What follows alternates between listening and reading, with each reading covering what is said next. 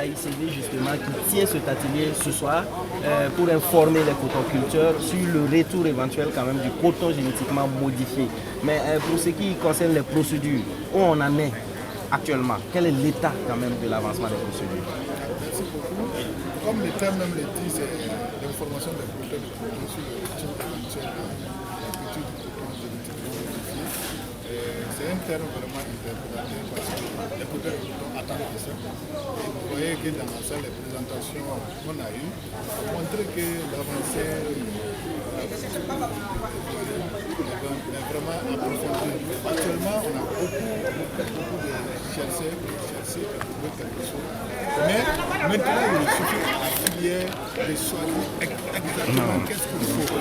Parce qu'aujourd'hui, quand on était dans les deuxièmes, quels sont les problèmes qui ont amené à quitter les deuxièmes.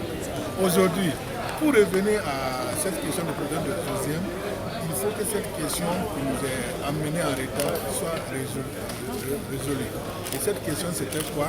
C'était vraiment côté industriel. Sinon, côté agronomie, il n'y avait pas de problème. Donc actuellement, nous avons demandé à la recherche de travailler avec les firmes pour trouver la firme qui va vraiment corriger les déficits qu'il y avait côté industrie dans la production de céréales. Aujourd'hui, il y a une avancée significative. L'INERA est en train de travailler dans ce sens et je pense que dans les années à venir, si on arrive à corriger, on va entamer. Justement, par rapport aux résultats présentés dans la salle, nous avons cru entendre quand même il y a eu des variétés qui ont été présentées. On a parlé de coton hybride, ainsi de suite. Concrètement, la procédure en est où concrètement? Oui, qu'est-ce que l'INERA a trouvé? L'INERA a trouvé de son côté le travail. Mais maintenant, il suffit la filière de choisir. Est-ce qu'on veut aller? Est-ce qu'on veut aller? Parce que aujourd'hui, ce qu'ils ont trouvé au niveau local aujourd'hui, c'est la lutte contre les ravageurs, les chenilles. Alors qu'on a une nouvelle espèce d'acides qui s'approche, et on a demandé à la recherche de trouver s'il y a un bolgal qui peut traiter la question des acides, puis il associe ça afin que les producteurs rentrent dans la production. Donc c'est ce stade-là qui reste. D'accord, vous l'avez dit au départ, c'est aussi une volonté générale des cotoculteurs. Les producteurs, en tout cas aujourd'hui, tout le monde veut aller à la production de céréales parce qu'on a cité les avantages dans la salle. Mais ces avantages-là, ça c'est le côté agronomique. Mais côté industriel, il y a un manque à gagner. Alors que nous devons marcher ensemble, il faut poser tous ces paramètres. Et c'est ces paramètres qui restent à régler. Et je pense qu'avec les films, ils sont en train de travailler pour trouver cette solution.